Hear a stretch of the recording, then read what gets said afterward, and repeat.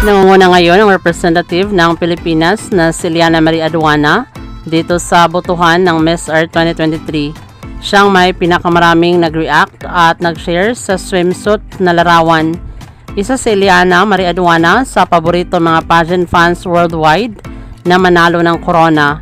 Malakas ang laban niya dito sa competition kasama ang ilang kandidata.